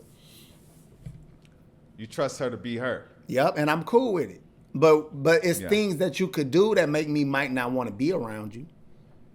Yeah. I ain't gonna be mad, but just understand there's things you can do that might make me not want to be around you. All right, so I want to move on to the next thing. So you said a lot of good shit, and based off what you said, it makes me feel like what you're saying applies to all women, but I know for a fact it doesn't. You mentioned in one of your videos that these young women are savage. What do you mean by that? How do you think young men should approach the game today and also apply some of this this philosophy to their repertoire? I feel like young men are at a disadvantage if they really want to get to a place that we're able to get at our age. The savagery that's in their young girls, they still got hearts, they still fall in love and all that kind of shit. They are poorly raised. I don't care what walk of life they come from.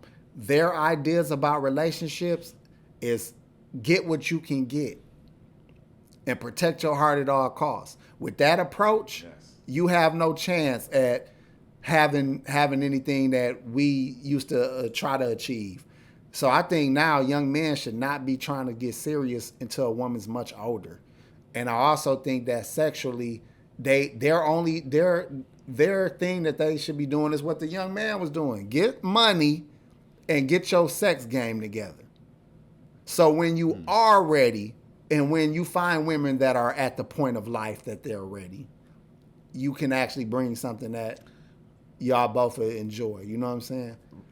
Right now in the manosphere on YouTube, people are saying that a woman is expired after she's 25. A woman's prime is between 22 and 25. And if you're trying to look for a wife, you should get a woman within that age range, because after that, she's used to being alone. She's used to doing things on her own, based her own type of way. You said that young men today, they should wait for a woman to get a little bit older before they decide they're going to be with her. Like, what is your philosophy around that? Since I was 19, I was fucking with 40-year-olds, 50-year-olds, 30-year-olds. And if I pulled up pictures, you'll be like, how old is she? They fine. You know what I'm saying? They fit. They bodies work. They money right. They hygiene is together. They do know they OBGYN. You know, there's things that men are saying that sound retarded to me, and I shouldn't say that, but this is what I'm saying. You're, yet again, men, y'all telling me what you can't do.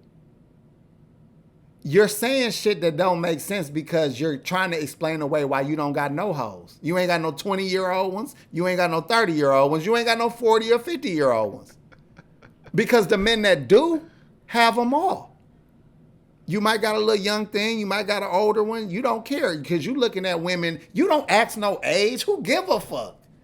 If you attracted and you want her, who the hell go in talking about how old are you? Have you hit your wall yet? Obviously not if I want you. So it just sounds stupid. It's lames talking. Because, again, I shouldn't even say players. If I'm going to a household of some beautiful women, and one woman might be 39, one might be 24. The 39 might be fine, way finer than the 24.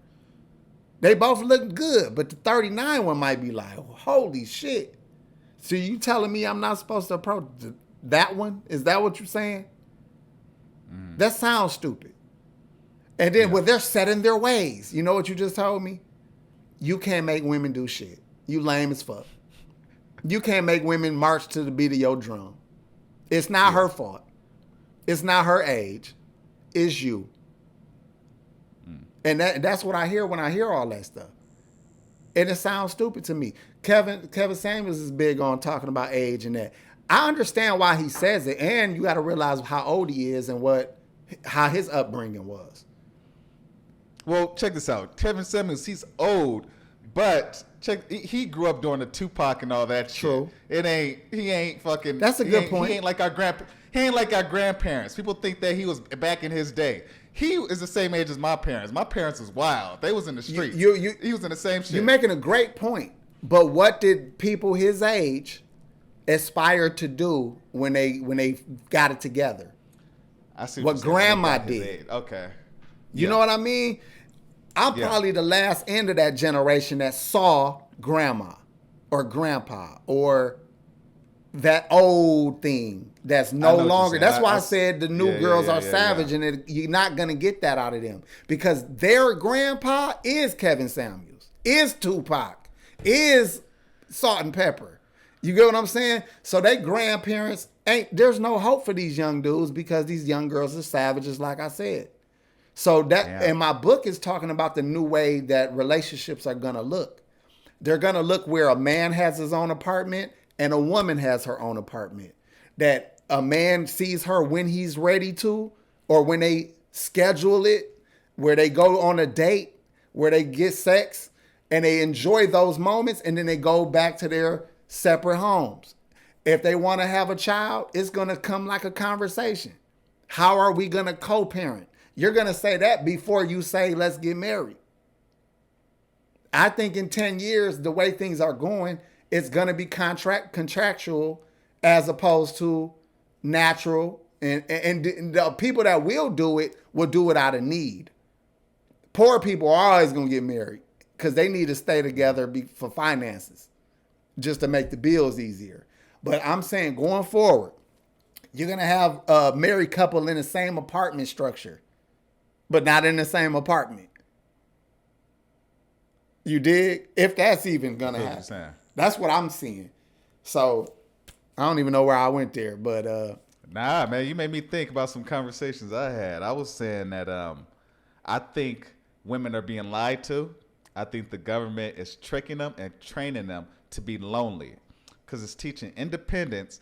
Women still always gonna have that nurturing aspect, so that's where all these cats and dogs come from, and they focusing on their career. So if you take a man and a woman out of one household and they're competing for that same household, the cost of living goes up.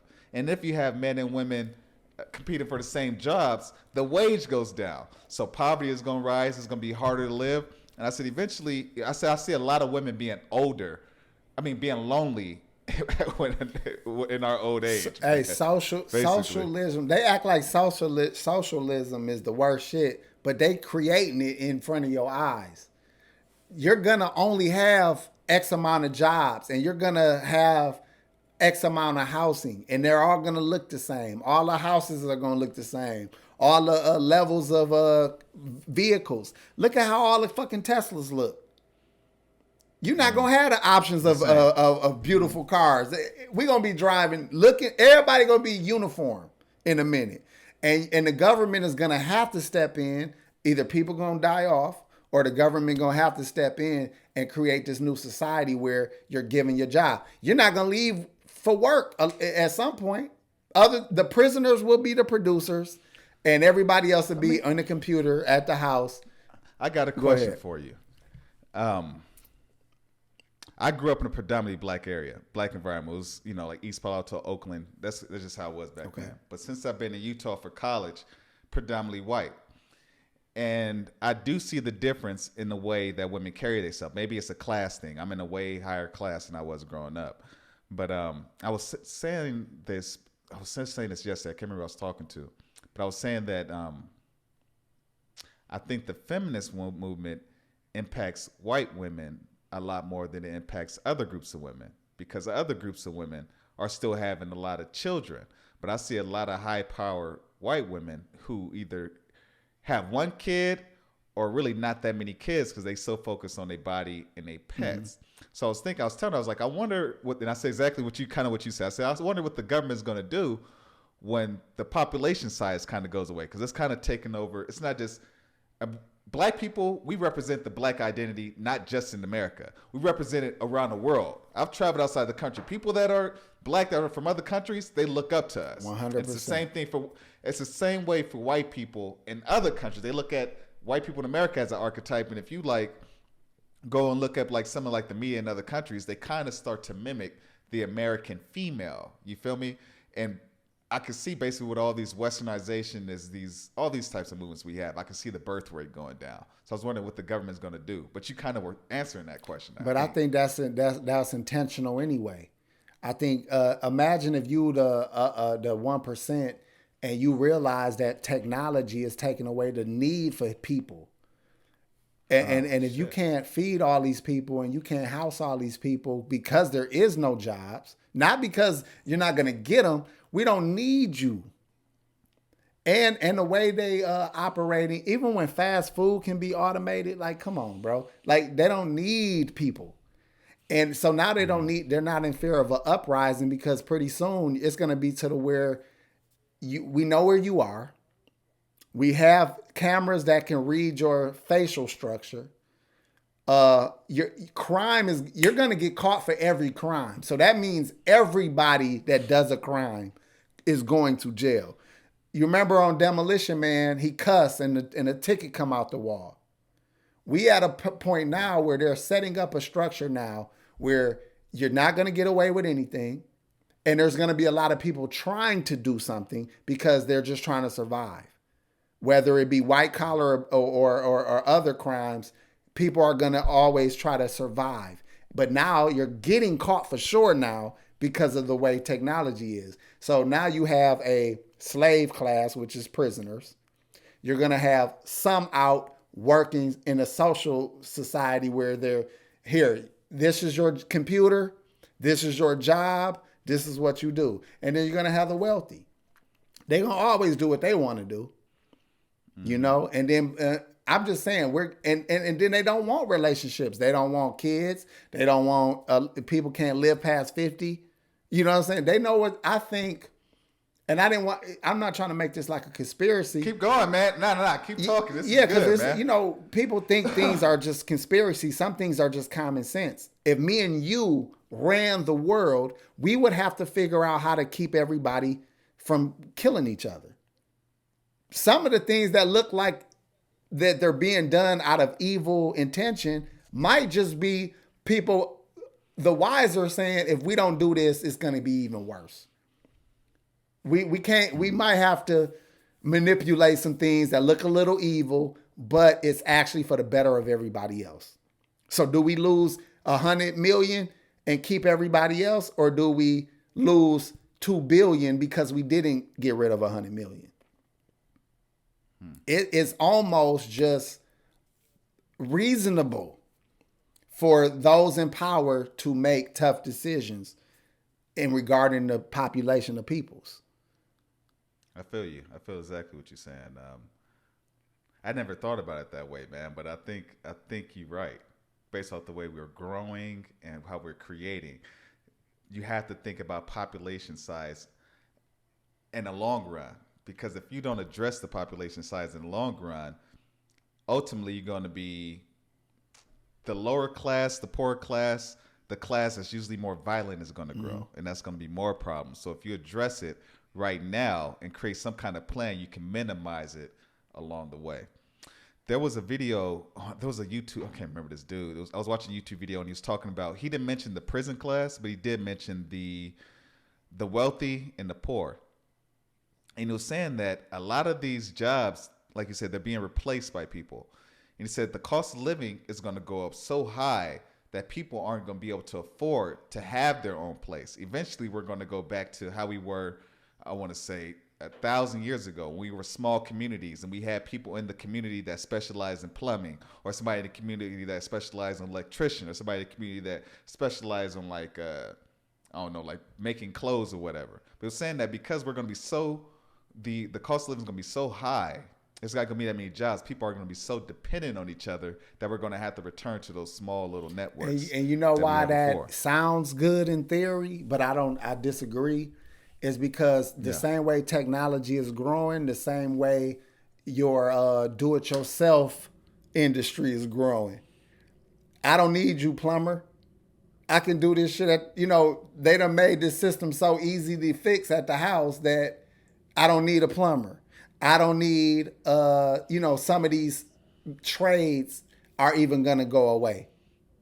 That's what I'm saying. We're going to live in so the blue collar jobs are even going to we're going to live in steel boxes that computers can fix. You know what I'm saying? Yeah. Like my heater is broke. It's going to be somebody in India typing in the computer to fix your heater. We moving that fast technologically where I don't see a need for people. It sounds crazy, but I don't see a need for people. I'm an engineer. So okay. Well, you should be doing all the talking, man. So this is this is my specialty. This is what I specialize in. So first off, you mentioned India. A lot of people don't know that a lot of American jobs are getting they're expats. They're getting like transferred overseas. So you have people in India, you have people in Eastern Europe, and people in South America, and some in Africa who are kind of taking away these high-paying American jobs, taking them away, and then basically taking them somewhere in another part of the world. I've always told somebody, I said, look, eventually a computer is going to be able to do my job. There's going to be a computer that can build a mobile app, can build an Instagram, can build all this stuff for you. So I know that I need to get as much money out of this that I can, because eventually I'm going to be replaced. But I'm wondering, will we get to the point where technology, right now, this is technology. This computer we're using is technology. This mic I got, the phone is technology. There's a person that supports that technology. Eventually, there'll be a computer that can support this technology. But will there be another engineer that can support the technology that supports this? You feel what I'm saying? Will we ever get to a point where technology can build itself? We're close. We're close. I don't think we're going to see that in our lifetime. In our lifetime, we won't see that. You know why I disagree? Because Go ahead. Every 10 years, we making hell of a leaps. Like, it's coming out faster than, and there's companies in competition in that way. The same way the Industrial Revolution happened, where all these companies grew out of the need for steel and things like that. It's technology is coming out in competition. They are rushing to get the next level of competition. These companies are, they're only surviving on the fact that they're trying to outdo the other companies. So it's a race to get the next thing out. They're not holding back technology. They are to some degree because they have to perfect it, but they are racing to get this going. So I think in the next 30 years, 40 years, for example, we won't have to put our email in. We won't have to sign into the computer. Look at the neural chip that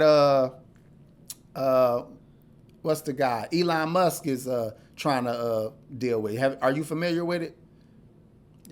The Neuralink chip. No. They're figuring out a way to put basically your phone on your head. And it can do everything that a computer or your phone can do. And you can interface with computers through your head. And it's not just, and guess how it's being implanted? With a computer. So if the surgery isn't even, you don't even need a surgeon, and you can implant this technology with a computer, where do you think we're going to be 20 years from now, my brother? And you should definitely look this up when we get off the air. The Neuralink chip. Look, I know how software development works. I know a lot of the tools that are in place to even get your app to run the way that it runs. But I don't know the levels behind that. When people think about computer science, they're thinking about coding. They're thinking about something like this, right? That's not computer science. Computer science, it's a program that builds the program. It's a program that builds the technology for me to build this right here. Say if this computer is like at the top level. Computer sciences teaches you how to build something on this level. So I don't really understand what's going on all the way down here to even like say if that's wrong or if it's not Okay. wrong. You feel what I'm saying? Um, just me being in this realm. You said technology grew a lot in the last 10 years. When I was in grad school, there was a growing field called data security. And they said there was, when I was in college, there wasn't even courses on how to do this. There's still in college aren't courses on how to build a mobile app because it's mobile development, the tools you use, it changes every year because it's new. So with that being said, because technology has grown so fast in the last 10 years, a growing field is data security. Historically, there was no data security like specialty. You couldn't hire somebody that was like a data security, somebody that did software security, because you had to understand software to even think about how to secure it. But now, because of how fast things are growing, these are growing fields, and they're trying to get more people in these areas. So my point is that there's not enough engineers right now in data security. There's not even enough engineers in mobile development. So how do you? I'm sorry. No, I was going to say, because there's not a lot of engineers, I literally get about 3 companies a day that offer me a job. And honestly, just for testing, I'll tell them, they'll say, what is your wage? What is your salary? What do you want? I want $240. Yeah. What is your hourly wage? Oh, I won't work no less than $130. Sometimes I throw shit out there just to see, because they're biting for your expertise. So now let's get into the mind of the companies. If we having trouble producing the engineers that can do the work, what do we ultimately have to do to fix this problem? We need to come up with a level of I don't know how you use it, of the coding where we can now code something to make to replace the engineer, like you said. So they have to fix. Same thing with the trucks. They figured out a way to the trucking shortage. They figured out a way to make automated trucks. All right, so let me before we get too much into it, we figured out the trucking service because we already understand the system behind trucking. We've been doing that for a number of years. Now, what is computer programming? A computer, what you do when you're programming something, you're teaching a computer how to think like a person. There's something called conditional statements in software engineering. You say, if this person does this, then I want you to run this code. If this person does that, run this code. The reason they do that is because they try to give you a bunch of different decisions, like how a person approaches a business or anything in life with a woman. If she says this, you do that, I'm gonna do this. So for you said that because data it's growing so fast, and they're looking for engineers that can actually fill this space, but they don't have it, so they have to think of the code. The thing is, before they can even think of the code, they have to get engineers who can teach a computer to think. Once you have engineers that can teach a computer can think, then you can automate it, because there's a system. Just like the example you gave with the road industry, there's already a system in place, so they know how to get a computer to think and to coordinate with that system. Currently, there isn't a system in place that's secure enough for people to automate it. No, I totally understand what you. But you have job security because of that. How long? Yeah. It won't last long for mobile development because it keeps changing. I have a high demand for my job, but at some point in time, the technology is going to smoothen out. It's going to be more stagnant, and once it becomes more stagnant, you can look at it, you can observe it, and you can create a system to actually control it. Right now, because it's all over the place, you can't create a system. So before we get to the point where computers can build themselves, you're always going to put, what do they say? You don't put the water before the horse. You don't put the cart before the horse. So you're going to need engineers that can actually create a system first before you can even implement that. So yeah, if you can see anything that we've been stable with for like generations that already has a system, then yeah, eventually at some point in time it's going to be automated. I think we're in agreement. I just feel like just building systems. It will happen longer than you think. Oh, that's okay. What I'm saying. It would happen. It would happen, but it will happen. So that's why your first statement was that not in our lifetime. Not in our lifetime, because we don't have. We got a lot of cool shit right now, but the cool shit, these new things that we build, they require another job, another job, another job. And over time, jobs get taken away because technology gets better. So yes, well, everything will get automated on some level, but before we get there, you need the mind to create it. You know what I'm saying? You need the engineers around the world that have a certain way And of that's thinking. why they that gear agree on children now to go into those studies. Engineering, they Yeah. promote engineering. I got two potential engineers right now in my house. My daughter, she's we got a school here called MSOE. They're trying to get her. Marquette trying to get her. University of Arizona trying to get her. And they Marquette gonna give her 85% of the tuition. So that, and I understand the need but they know the need. So then they gear the next generation to be able to produce it. But I think they're smart enough to realize like we can't guarantee it. So they probably, I would only assume, and you know more than I do, but that they have to come up with a way that those systems that you're talking about that have to be built, they've been doing that for many years to figure out ways and systems. So they got experts, I would assume, that are good at building systems when they see that need. And I think they got people working on that. And I don't necessarily think it's gonna not be in our lifetime. I just feel like I'm gonna be an older guy seeing some really high tech Star Trek type shit. And that's my because I'm an 80s right. baby. No, man. Do you know what the 80s look like compared to now? Like a whole nother time, dog. We on the computer talking from two different places, clear as day, from a link. Mm-hmm. Do you know what the 80s was? Go ahead, bro. You're not wrong. Okay. You're not wrong. I just don't think it's gonna happen as fast as you're saying. Not in our lifetime. We only got like 30, 40 more years. Yeah. No, I get that. Yeah, you feel me? That. Yeah. But it is going to happen. And right now, like I said, eventually, I mean, honestly, I know they're trying to push a lot of Americans. I told you I teach a tech school. I teach a tech school online.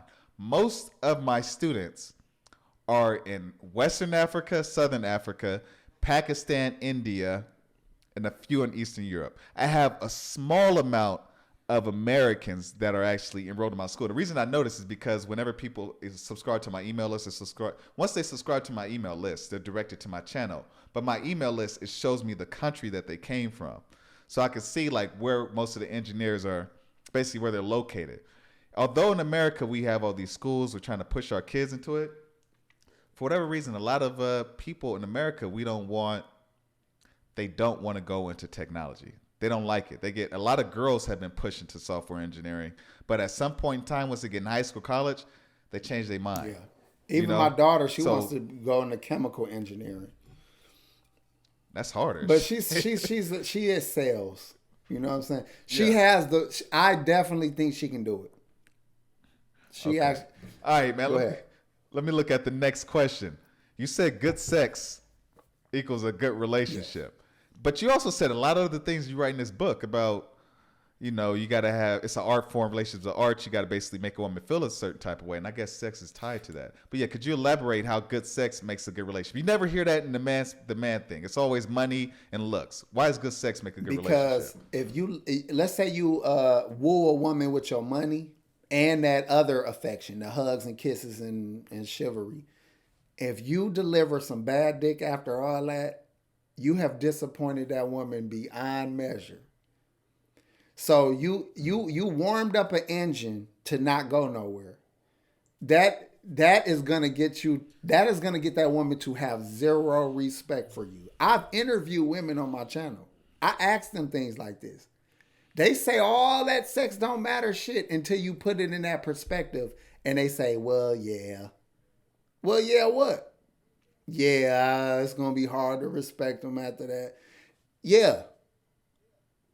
Your manhood is tied to your ability to satisfy a woman sexually.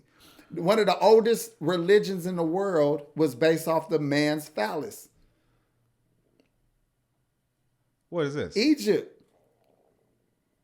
Osiris got his penis chopped off.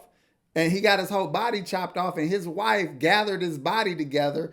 And the last thing she had to do was find his penis and get him erect. And she conceived with him after that and had the son. I'm just saying, bro, it's Yeah. And I mean, the Washington Monument is the phallus. I know this is just random shit I'm saying, but imagine. I mean, we could ask our mothers this. We could ask women of the church this. That disappointment from the bed, it carries into their everyday life. I know you keeping it real, man. I know you because I'm thinking about what my mom told me when I first came out here. I asked her for like $20 one time, and she said, $20? You asked me for $20? You ain't got no woman out there? You must not be hitting it right if you need to call me and ask me for $20. There is women that literally look at good sex like, you're gonna destroy my peace. You're gonna take because they know how valuable good sex is. I have a video saying good D is better than, like, it's more powerful than, a woman, because it's rare. Every woman we sleep with can get us off. Bad sex can get us off. Not every man is getting these women where they want to go. So you're rare when you can. They will put up with anything if you can. I want you to. I need to see that. I need to hear what a woman has to say about that, because I'm wondering, like, me being me, and being around the men that I've been with, I just would assume that everybody was having good sex. You really ain't got to do. You put one piece in the other. You feel me? That's essentially what sex is. Anatomy. But some men are shaped weird. Some men get off too quick. Some men have inadequate sizes. Some men have no rhythm, because it is a rhythm to it to work up a orgasm. So there's all kind of things that make a man terrible. Some men are too well endowed and they don't have any concern for the woman's body, and it's no pleasure involved. It's all kind of reasons. But damn, it's a point I just had. Damn, brother. Let's just continue the conversation and maybe it'll come to me, because I just know how important. Oh, this is what I was gonna say. Let's say you ask a woman, because I'm gonna tell you what some of them, the disingenuous women, this will be their response or answer to it. It's not just about sex, because if a man doesn't this and doesn't this and doesn't this, then I don't care about sex. That is their defense mechanism, because they would never tell you it's just D. So when they get the opportunity to tell you what it is, that's them asking for the other shit. That's them saying, no, because we need this too. We need this too. You're asking for that part, but you're not staying for that part. The anchor is is this dick. You know what I'm saying? All that other shit is what you're hoping that I give with it. Well, I know you're right, because there was a woman I know that was married to somebody for a decade that cheated on her consistently. And I was asked, I asked, like, why did she stay with him? It's like, oh, he was good to the kids. He cleaned. He did everything else right. No, she stayed with him because he was fucking the shit out of her, too, along with those other women. She just wanted to control him. Listen, women have attitudes with good cleaning. He cleans. He's good with the kid. He got a good job. They have an attitude with you. Without that D, you get an attitude. And then with now men with good D, you get attitude, but you don't get attitude. You get harassed. It's not attitude, it's harassment. Because they're hurt. They're trying to keep it to themselves. They don't want you to make women feel as good as you make them feel. Rightfully so. That makes sense. Yeah. But I don't know. You got anything else? Well, shit, we've been on. I'm gonna get. Yeah, let's knock them out then, because maybe we just kicking it. But this is a good conversation. But let's knock them out. How do you get a woman sprung? Obviously, sex is tied to that. But can you get a woman sprung with just sex? Just sex. It's short-lived. Just sex can keep most women around. But that don't mean they're going to care about you. Because they can fall into a place where, just give me some dick. I don't like you. I don't respect you. But that dick is just too fucking powerful. Give it to me. You can get that response.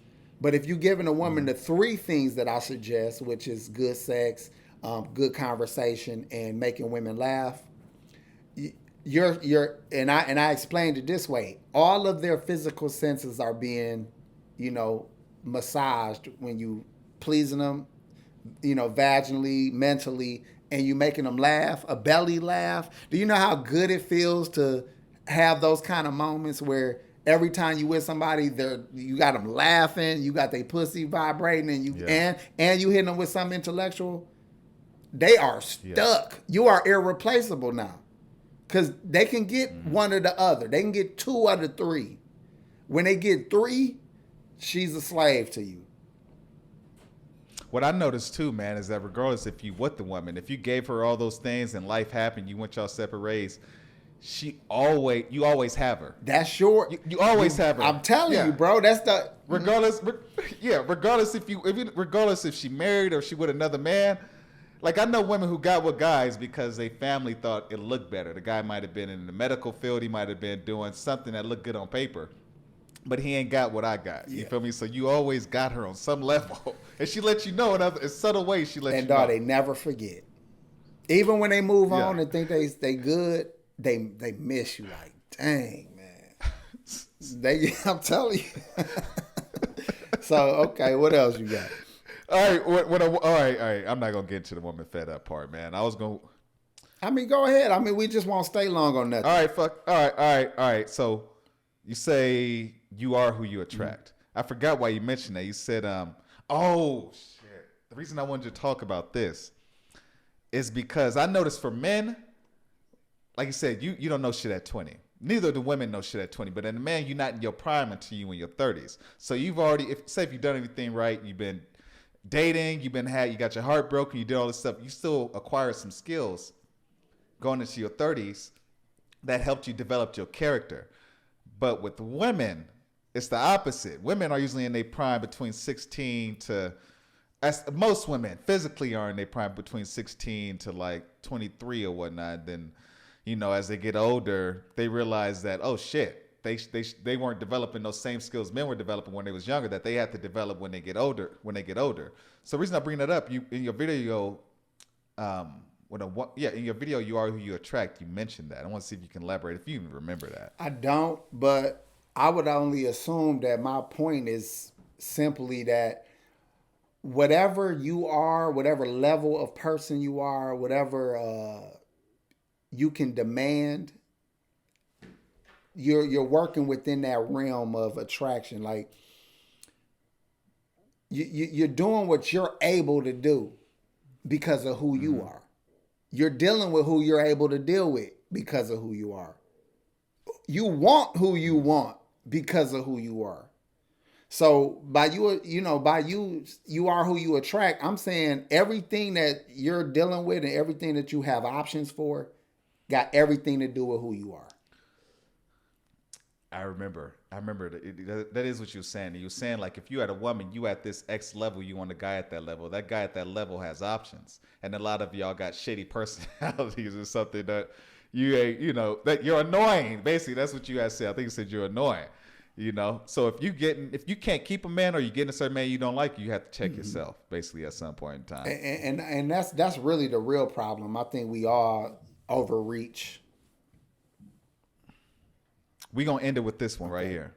Never tear your woman down. I listened to that yesterday. And as a man, being around men, you're used to talking to men a certain way. Men learn through criticism. They learn through trials. And that's how they become better. And obviously, during this podcast, you said you have to know how to praise your woman to make her want to do a certain thing. What could you elaborate on, like, how men should carry themselves, how they should treat their woman, speak to their woman? I really truly believe that we are protectors of women. We are stronger than women. We are actually smarter than women because we can be more reasonable and, how can I say it? Because obviously there's brilliant women, but because of their emotions, we're more logical. And we can say that. Most people understand that.